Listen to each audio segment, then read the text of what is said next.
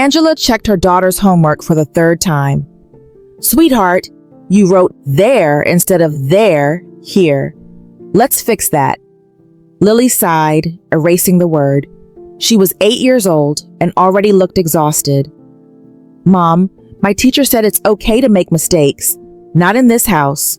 We do our best, remember? Excellence is a habit." Angela had said that phrase so many times, it had become her mantra. Excellence is a habit. Excellence is a habit. Excellence is a habit. Lily's handwriting had to be perfect. Her test scores had to be perfect. Her behavior had to be perfect, because Angela's parenting had to be perfect. The refrigerator told the story. Lily's schedule magnetized to the door, color-coded by activity. Monday, ballet at 4, Mandarin tutoring at 6. Tuesday, piano at 3:30, STEM club at 5. Wednesday, soccer practice at 4, math enrichment at 6. Thursday, art class at 3, reading club at 5:30. Friday, ballet at 4, music theory at 6. Saturday, soccer game in the morning, piano recital prep in the afternoon. Sunday, church at 9, homework catch-up in the afternoon. Every hour accounted for, every minute optimized. No wasted time. Angela's friends called her Super Mom. She smiled at the title, secretly loving it. Because if she was Super Mom, that meant she was doing it right. That meant Lily would turn out successful, accomplished, perfect. That meant Angela was enough. It had started innocently enough. When Lily was a toddler, Angela had read all the parenting books, brain development articles, studies on early childhood learning, Pinterest boards full of educational activities. She wanted to give Lily every advantage, every opportunity, everything Angela hadn't had growing up in a struggling single-parent household. "My daughter will have the childhood I never did," Angela had promised herself. But somewhere along the way, giving advantages became manufacturing perfection. Somewhere along the way, Lily stopped being a child and became a project that had to succeed. Because if Lily failed, that meant Angela had failed. And Angela didn't do failure. At church, Angela led the children's ministry with the same intensity she brought to parenting. Every lesson planned to the minute, every craft perfect, every child monitored and corrected. The other volunteers found her exhausting. "Angela, it's okay if the kids color outside the lines," one volunteer said gently after Angela spent 15 minutes fixing a 5-year-old's craft project. "But they should learn to do it right. They're 5, they're learning. It's okay to make mistakes." Angela had smiled tightly and continued fixing projects after the children left.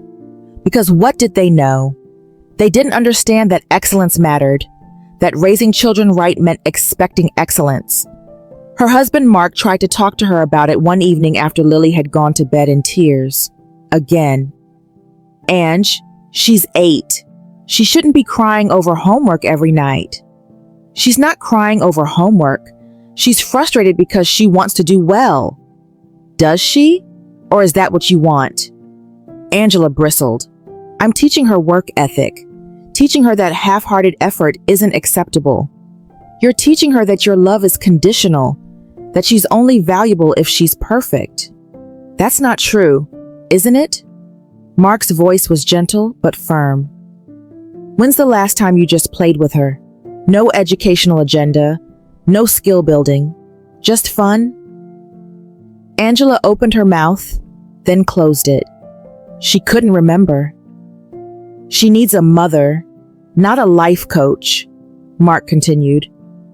"She needs to know you love her for who she is, not who you're trying to mold her into." "I do love her. I know you do. But does she?" The question haunted Angela long after Mark went to bed. The piano recital was Lily's biggest yet. She'd been preparing for 3 months. Practicing 2 hours a day, working with her teacher, perfecting every note. Angela had made sure of it. The day of the recital, Angela dressed Lily in the perfect outfit, fixed her hair, gave her a pep talk in the car.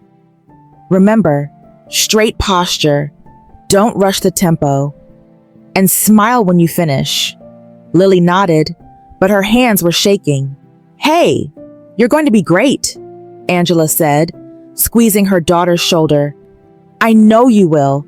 You've practiced so hard. What Angela meant was, you better be great.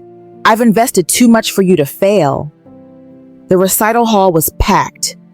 Angela sat in the front row, phone ready to record. Lily walked on stage, so small behind the grand piano. She sat down, adjusted the bench, placed her hands on the keys. The room went silent. Lily began to play.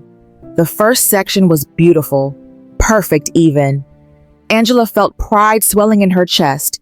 Then, halfway through the second section, Lily hit a wrong note. She froze. Her hands hovered over the keys, trembling. Her face went pale. Angela's heart raced. Keep going. Just keep going. But Lily didn't. She just sat there, frozen, tears starting to well in her eyes. The audience shifted uncomfortably. Finally, Lily stood up, whispered, "I'm sorry," and ran off stage. Angela found her in the bathroom sobbing. Lily, what happened? You knew that piece backwards and forwards. I messed up, Lily wailed. I ruined it. You're going to be so mad at me. I'm not mad. Yes, you are. You're always mad when I'm not perfect. The words hit Angela like a slap. That's not true. It is. Lily's face was red, tears streaming. Nothing I do is ever good enough.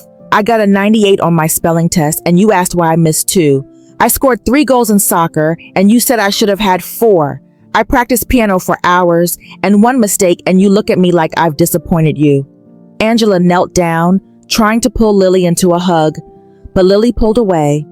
I'm tired, Mom. I'm so tired. I just want to be a kid. I just want you to be proud of me even when I mess up. Lily ran out of the bathroom, leaving Angela kneeling on the cold tile floor, her daughter's words echoing in the silence. That night, Angela couldn't sleep. She lay in bed replaying Lily's words. I just want you to be proud of me even when I mess up. When had she stopped being proud unless Lily was perfect? When had her love become conditional on performance? Angela got up and wandered into Lily's room. Her daughter was asleep, face still puffy from crying. On Lily's desk was a drawing, a picture of their family. But in the drawing, Angela wasn't smiling. She was holding a paper with a big A+ on it, and her face was stern. Underneath, in Lily's handwriting, my mom, she loves me when I do good. Angela's breath caught. Is that what Lily thought? That love was earned through achievement? She looked around the room. Trophies and ribbons everywhere. Awards and certificates. Not a single toy out of place. It looked like a resume, not a childhood. Angela sank to the floor and wept. What have I done? What have I done to my baby? She went to Mark, waking him up. You were right, she whispered. I've been destroying her. Mark sat up, pulling her close. You haven't destroyed her, but you need to stop before you do. I just wanted her to be successful, to have opportunities, to not struggle like I did. I know, but Ange, you're trying to give her the childhood you wish you'd had, not the childhood she needs. You're parenting your past, not your daughter. The truth of it cut deep. I don't know how to stop, Angela admitted. I don't know how to be a different kind of mother. Maybe start by remembering what kind of mother God is calling you to be. Not a perfect one, a loving one. Sunday morning, Angela sat in church while Lily was in children's ministry. Pastor Maria was preaching on Matthew 11:28-30. Come to me, all you who are weary and burdened, and I will give you rest. Take my yoke upon you and learn from me, for I am gentle and lowly in heart, and you will find rest for your souls. For my yoke is easy and my burden is light. Some of you, Pastor Maria said gently, are putting yokes on yourselves and your children that God never asked you to carry. Yokes of perfection, of performance, of proving your worth through achievement. Angela felt tears starting. God doesn't love you because you're perfect. He loves you because you're His. And He's not asking you to produce perfect children. He's asking you to love the children He's given you, to shepherd them gently, to point them to Him, not to impossible standards. Pastor Maria paused, looking out at the congregation. If you're a parent who's been crushing your child with expectations, I want you to know, it's not too late. God's grace is sufficient. His mercies are new every morning. You can start over today. Angela bowed her head and prayed, God, I've been so wrong. I've been trying to create a perfect child instead of loving the real one you gave me. I've made an idol of success. I've made parenting about my glory instead of yours. Forgive me. Teach me to love her the way you love me, unconditionally, gently, with grace for failures and patience for growth. Help me parent in freedom, not fear. That afternoon, Angela did something she'd never done. She canceled all of Lily's activities for the week. What? Why? Lily asked, confused. Because I've been pushing you too hard, and I'm sorry. Lily stared at her. You're sorry? Yes. I've been making you live up to impossible standards because I was afraid that if you weren't perfect, it meant I wasn't a good mom. But that's not fair to you. You're not my report card. You're my daughter. And I need to love you better. Tears welled in Lily's eyes. So I don't have to do piano and ballet and soccer, and you can do the things you actually want to do, not the things I want you to do to look impressive. I like soccer, and I like art class, but I don't like piano anymore, and ballet makes my feet hurt. Angela's instinct was to protest. But you're so good at piano, but think of all the time we've invested. Instead, she said, okay, then let's drop piano and ballet. Lily's jaw dropped. Really? Really? What would you like to do instead? Can I just play, like with toys, and maybe have friends over sometimes? Angela's chest ached. When had she become the kind of mother her daughter had to ask permission to play? Yes, sweetheart, you can play. The transition wasn't easy. Angela's identity had been wrapped up in being the perfect mom with the perfect kid. Without that, who was she? She started seeing a Christian counselor, Dr. Bennett, who helped her unpack the roots of her perfectionism. Tell me about your childhood, Dr. Bennett said in their first session. Angela talked about growing up poor, about her mother working 3 jobs, about feeling less than compared to other kids, about swearing she'd give her children everything she never had. And have you? Dr. Bennett asked gently. I thought so, but now I realize I gave her pressure instead of presence, performance expectations instead of peace. Angela, you were trying to heal your own childhood wounds through your daughter, but children aren't meant to be therapy for their parents' pain. They're meant to be love for who they are. The words were hard, but true.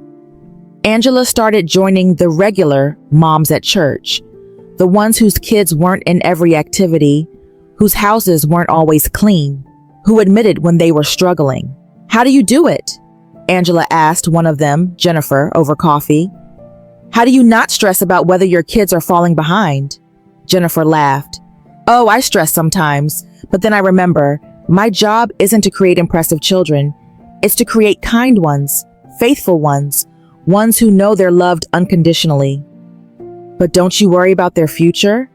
Sure, but I can't control their future by micromanaging their childhood. I can only love them well today and trust God with tomorrow.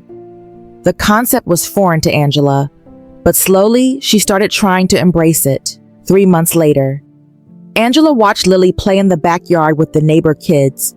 They were building a fort out of cardboard boxes, messy, chaotic, imperfect. Lily's clothes were dirty. Her hair was tangled. She was laughing so hard she could barely breathe. Mark came and stood beside Angela, That's the sound I've been missing." "What sound?" "Her laughter. Real, carefree laughter. Not stressed, not worried about disappointing us. Just happy." Angela's eyes filled with tears. "I almost robbed her of this." "But you didn't. You changed. That takes courage." Lily ran up to them, breathless. "Mom, come see our fort. It's so cool." The old Angela would have worried about the mess, about the wasted time, about what Lily could be learning instead. The new Angela smiled and said, "Show me." She crawled into the cardboard fort, knees in the grass, and sat with her daughter in the cramped, imperfect space. "This is the best fort I've ever seen," Angela said. Lily beamed. "Really? Really?" And she meant it, because she was finally learning. The best childhood isn't the most impressive one. It's the one where a child knows she's loved, not for what she accomplishes, but for who she is. 6 months later, Lily's report card came home. Mostly B's, a few A's, 1 C in math.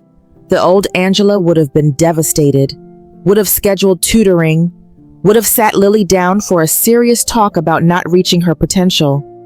The new Angela looked at the C, looked at her daughter, and said, "Math is tough, huh?" Lily nodded nervously, waiting for the disappointment. "Do you understand the concepts, or are you struggling?" "I kind of understand them. I just make silly mistakes on tests." "Okay, do you want some extra help, or do you think you can work through it?" "I think I can work through it. My teacher said I'm improving." "Then that's what matters. I'm proud of you for trying hard." Lily's face transformed. "Really? You're not mad about the C?" Angela pulled her close. "No, baby. Grades don't determine your worth. I'm proud of you because you're kind, creative, and you're growing every day. That matters so much more than a letter on a page." Lily hugged her tight. "I love you, Mom. I love you too. So, so much. And nothing you do or don't do will ever change that." 1 year later, Angela stood before the women's ministry, hands shaking as she shared her testimony. "I used to think being a good mom meant having an impressive child. I measured my success by her achievements, and in the process, I almost broke her spirit and our relationship." The room was full of mothers, young, old, weary, striving. "I made an idol of perfect parenting. I thought if I could control every variable, optimize every moment, push hard enough, she'd turn out perfect, and that would prove I was enough." Angela's voice cracked. But perfect parenting doesn't exist, and children aren't projects to be perfected. They're souls to be shepherded, hearts to be nurtured, individuals to be loved exactly as they are. She looked out at the faces before her. If you're like I was, if you're crushing your child with expectations, if you're measuring your worth by their achievements, if you're parenting out of fear instead of love, I'm here to tell you, you can stop. God's not asking you to be a perfect parent. He's asking you to be a present one, a loving one who points your children to Him, not to impossible standards. After the service, 3 women approached her with tears in their eyes. "Thank you for sharing that. I needed to hear it. I've been doing the exact same thing. I didn't realize." "How did you stop? How did you change?" Angela smiled gently. "I started asking myself every day, am I parenting to impress others, or am I parenting to love this child well? Am I teaching her that worth comes from achievement, or that worth comes from being God's beloved child? It's a daily choice. And some days I still get it wrong, but God's grace is sufficient." Angela sat on the couch with Lily, now 10 years old, watching a movie. Not an educational documentary, not something with a lesson, just a fun, silly movie that made them both laugh. Lily snuggled into her mother's side. "Mom?" "Yeah, sweetie." "I'm glad you're not scary anymore." Angela's heart clenched. "Scary?" "Yeah, you used to be scary. Like, I was always afraid of disappointing you, but now you're nice. Like, I know you love me even when I mess up. Tears pricked Angela's eyes. I've always loved you. I just wasn't showing it very well. I know, but you're showing it better now. Thank you for giving me another chance. Lily looked up at her, confused. Mom, you're my mom. Of course I give you chances. That's what family does. Angela pulled her daughter close, overwhelmed by the grace of a child who'd forgiven what she couldn't earn. Thank you, God, she prayed silently. Thank you for saving us both, for teaching me that love isn't control, that parenting isn't about producing perfection, that my daughter doesn't need a perfect mother. She just needs a present one. Help me love her well.